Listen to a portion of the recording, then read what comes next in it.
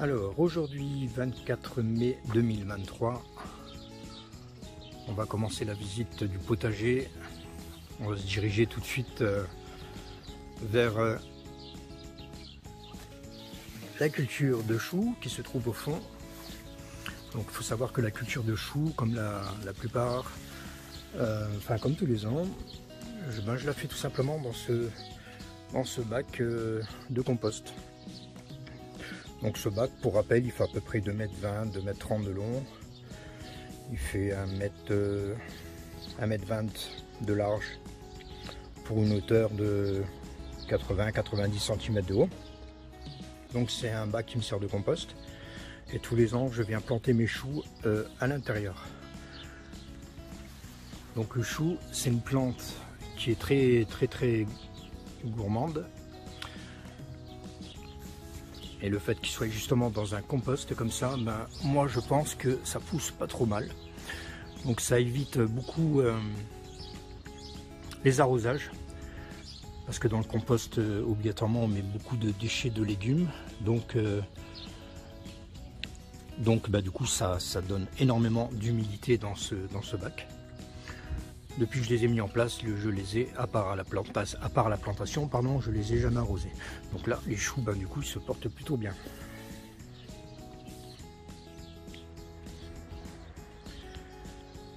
Là, on va voir mes greffes. Donc ici, on a un pommier qui a été greffé.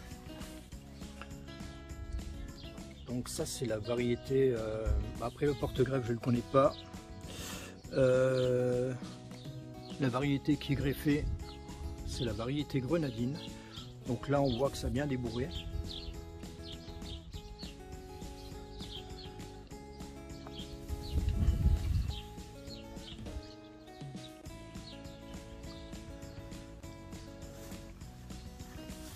Là, de ce côté-ci, pareil, un autre pommier qui a été greffé.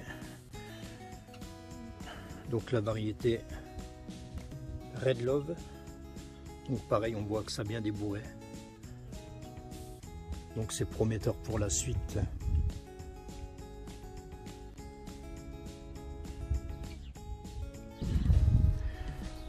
Là, je vais juste te montrer comment que les pissenlits se sentent bien dans mon potager. J'ai déjà ramassé des feuilles encore plus grosses, ça je les donne à mon lapin. C'est le lapin de ma fille. Regarde la taille de ces feuilles. Donc il faut savoir que l'autre jour j'ai ramassé une feuille qui faisait 86 cm de long. Donc les feuilles de pissenlit sont juste magnifiques.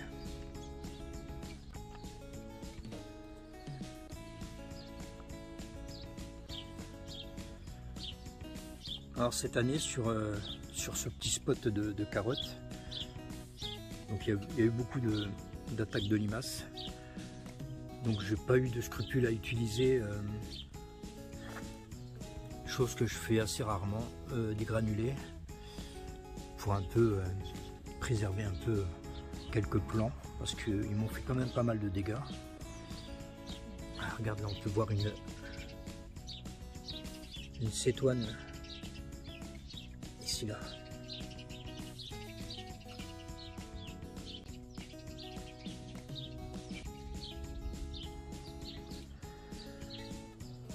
Là ici sur le côté, là, on peut voir une espèce de plaque. Donc ça c'est une plaque de protection que je rabats pour protéger les tomates en cas de pluie intense. Donc là c'est pas le cas, donc je l'ai redressé à la verticale. Là les plants de tomates prennent le soleil tranquillement. C'est juste pour éviter quand on a des pluies qui sont assez continuelles comme ça sur 48 heures, 72 heures. Donc voilà, je rabats le toit et ça les protège un peu.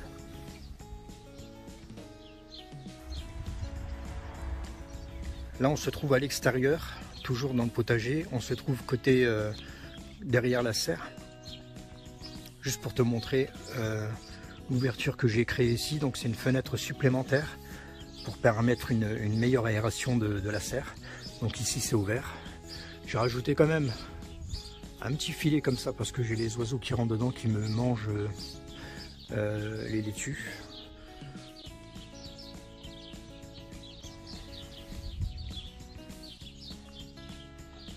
Là, on peut voir la vigne. Ici, la vigne, en fait, elle me sert à créer de l'ombre sur tout le côté de la serre.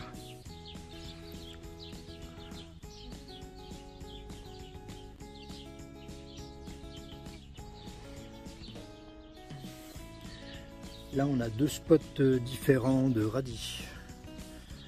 Donc ça, c'est un spot qui a été repiqué. Donc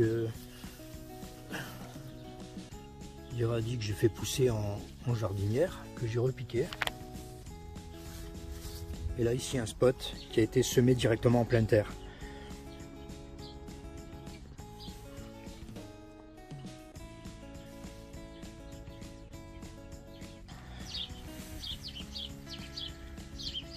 Là, on a une autre vue sur les plants de tomates qui sont protégés.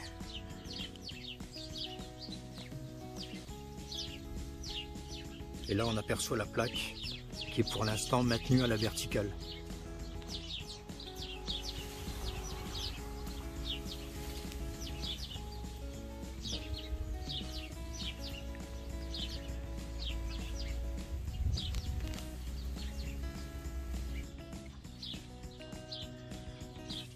Et là, ces mêmes plants, donc là, on se trouve de l'autre côté, sont protégés aussi par des kiwais qui sont montés sur une structure métallique. Donc on a un pied ici là et un pied ici là. Donc un pied mâle et un pied femelle. Donc ça permet aussi d'ombrager en cas de forte chaleur.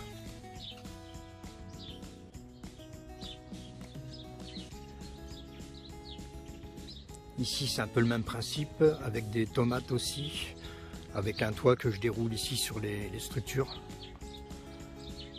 pour venir protéger les plants de tomates qui se trouvent là, en cas de pluie continue.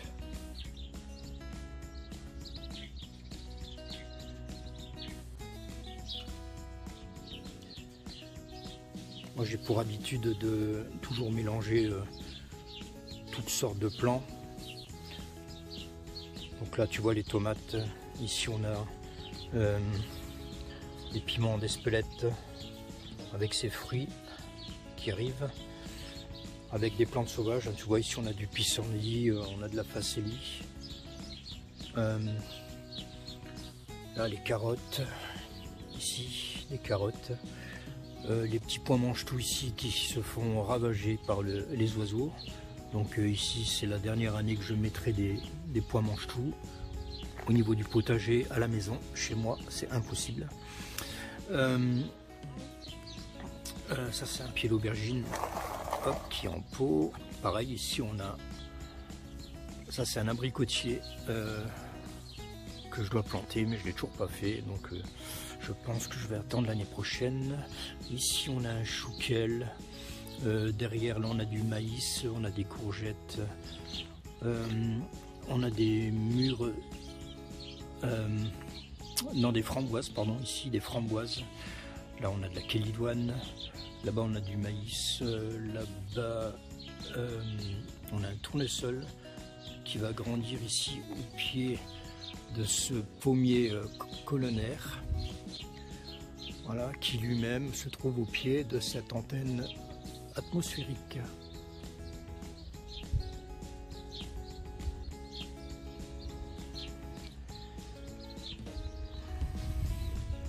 Et plus loin là-bas, on a de la rhubarbe avec plein d'autres plantes un petit peu plus sauvages.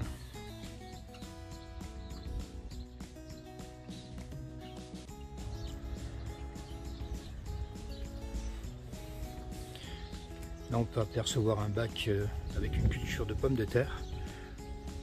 Donc c'est un bac, c'est une espèce de culture en lasagne.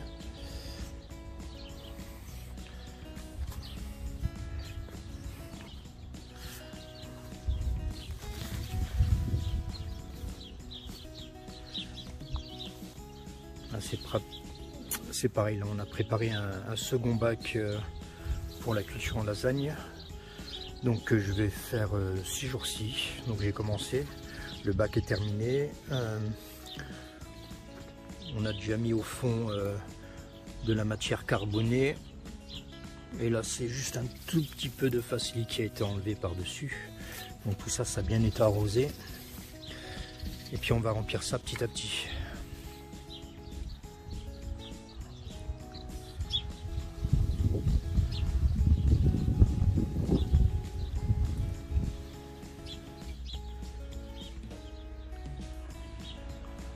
Là nous a mis les cocottes.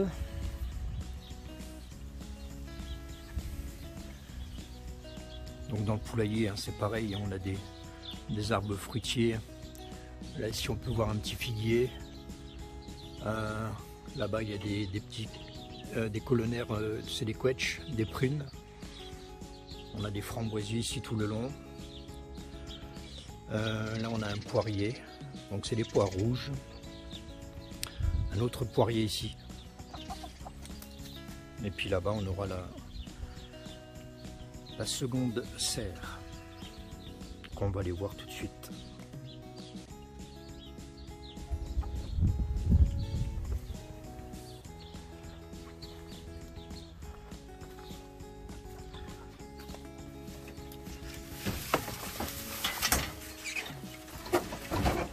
Donc là, dans la serre là, il y a juste une petite culture dans un bac, pareil qui fait à peu près 2,20 m de long pour 1 m de large, une hauteur de 80 cm de haut, avec un bac de récupération d'eau qui fait à peu près 200 litres. Donc le petit chalet qu'on a vu derrière tout à l'heure, on récupère l'eau de la toiture qui vient remplir ce bac. Et ici il y a une petite pompe d'aquarium qui vient alimenter automatiquement tous les jours ce bac en eau.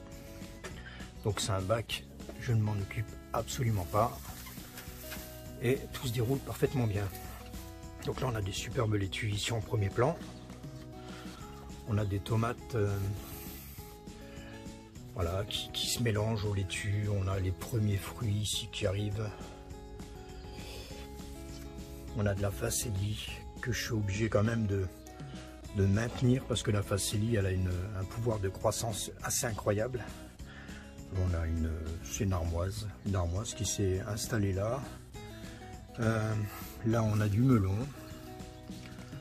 Voilà, le melon pareil, il va venir courir ici jusqu'à la botte de paille qui se trouve là. Donc il va courir ici tout le long. Et donc ce bac est complètement autonome. Donc il y a un système d'arrosage goutte à goutte. Ici on a un poivron. Ouais. Il est un petit peu étouffé, mais c'est pas grave, je laisse faire et la nature me donnera ce qu'elle aura envie de me donner.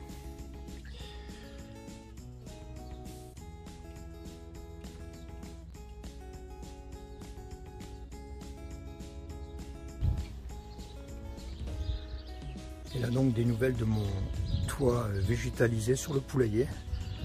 Donc ce toit il se porte super bien. Donc la plante qui on va dire dominante c'est la joubarde qui pousse très très fort. Après il y a d'autres plantes qui poussent qui se sentent bien, je les connais pas toutes.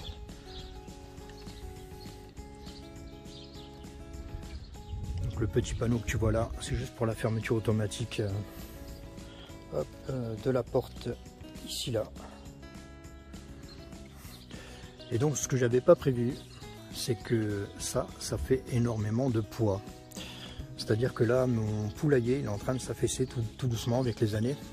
Donc le toit végétalisé, il a maintenant 3 ans, je crois. Ouais, ça fait 3 ans.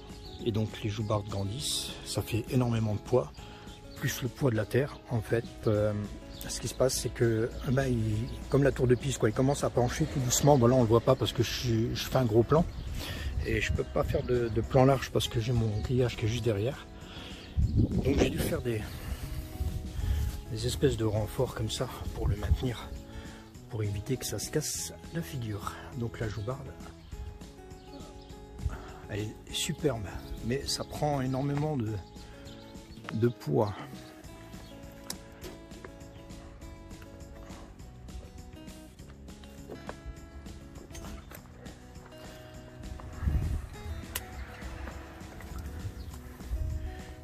Ici on aperçoit les 2 renforts supplémentaires pour éviter que le poulailler ne se casse la figure.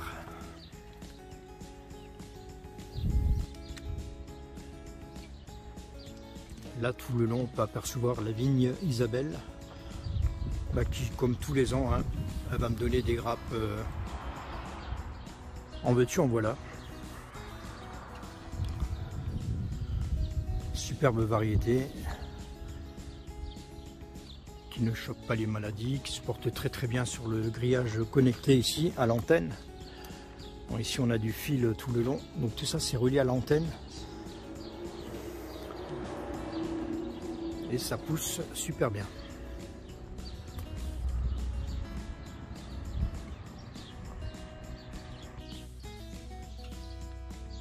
Là on regarde un peu ce qui se passe dans la serre. J'ai eu un début assez compliqué avec d'énormes attaques de pucerons. Donc j'avais des superbes pieds d'aubergine, de poivrons qui se sont fait défoncer par les pucerons. Les tomates se sentent bien. Les tomates sont belles. Les tomates ont été un petit peu plus épargnées par les pucerons. Ici on a quelques melons. Là on peut voir les premières tomates.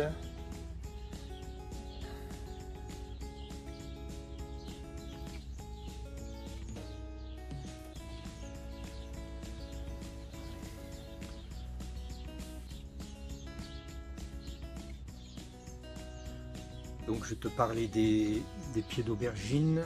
Donc c'est bien beau de montrer ce qui est sympa, mais regarde par exemple. Voilà ce qui me reste. Voilà, ça c'était un super pied d'aubergine qui s'est fait éclater. J'avais des feuilles énormes. Ça c'est une petite feuille, mais j'avais des feuilles énormes. Mais c'était tellement beau, tellement vert que les pucerons ils en ont raffolé, ils me les ont éclatés. Donc voilà, on a bon, le plan il repousse. On a de nouveau des toutes petites feuilles, donc on verra bien ce que ça va donner. Donc les poivrons c'est pareil, ils sont fait éclater. Donc là du coup c'est un peu moins joli, tu vois. On va regarder là par exemple là, les poivrons. Ici on a un poivron. On a un fruit d'ailleurs ici là. Mais regarde les feuilles, hein, sont carencées. Ils m'ont défoncé les feuilles. J'avais des pucerons en veux-tu en voilà, donc ça va pas être sympa ça pour l'instant. Pour l'instant c'est pas trop top. Ici un autre pied d'aubergine. On a un autre. Mais j'avais des pieds d'aubergine avec mais ils étaient vraiment magnifiques quoi. Des feuilles 2 fois comme ma main. C'était impressionnant quoi. Ça c'est déjà des nouvelles feuilles qui ont repoussé ça. J'espère que bon, on verra bien ce que ça va donner. J'espère que ça va aller au bout. Après si ça va pas au bout c'est pas grave non plus. C'est pas la fin du monde.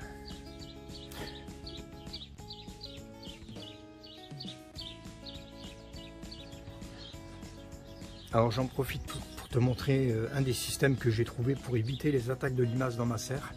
Donc c'est tout simplement, bon j'ai la chance d'avoir une serre en polycarbonate qui va pas pouvoir appliquer ça avec toutes les serres. Donc j'ai tendu des fils comme ça en hauteur et je viens tout simplement déposer mes semis, mes plaques de semis sur ces câbles tendus, comme là-bas. Voilà, ça c'est des... Donc voilà, petite coupure de vidéo. J'avais plus d'espace. Donc voilà, c'est des semis de betterave que j'ai mis ici en hauteur.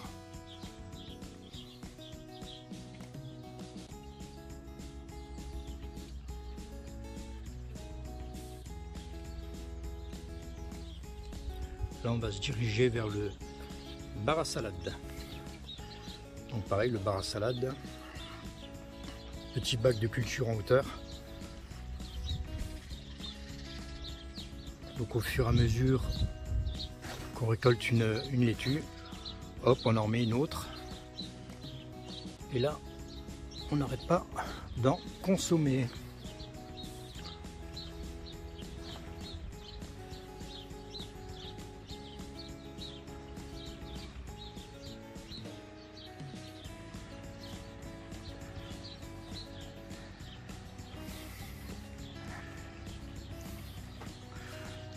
Ici on a mis en place 2 pieds de vigne qui vont venir se mélanger un peu avec la glycine.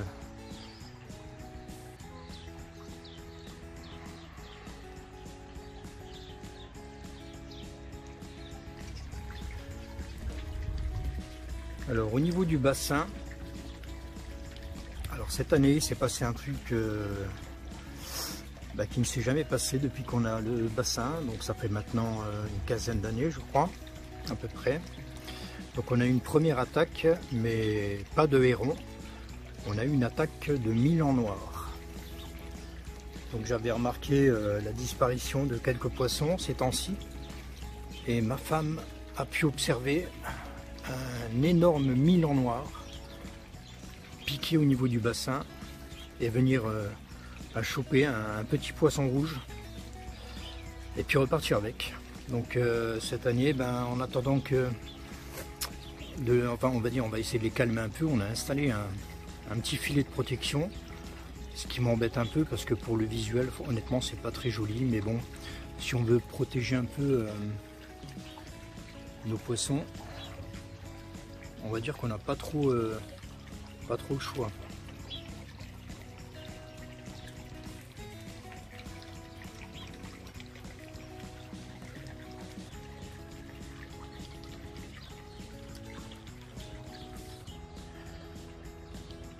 En ce qui concerne le bac permacole, donc pareil, un bac complètement autonome, donc avec arrosage, un petit arrosage automatique, solaire, donc je m'en occupe absolument pas. Donc là on a des fraisiers ici tout le long, et cette année je pense qu'on va avoir de belles récoltes de fraises.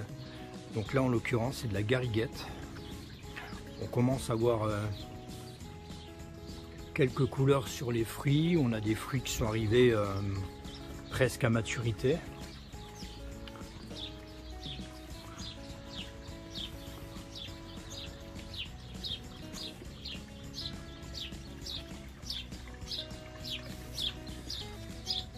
Et ici dans les jardinières c'est pareil, on a des fruits. Donc ça c'est les jardinières donc que j'arrose. Elles ne sont pas autonomes celles-ci, avec des belles petites gariguettes qui commencent à pointer leur nez.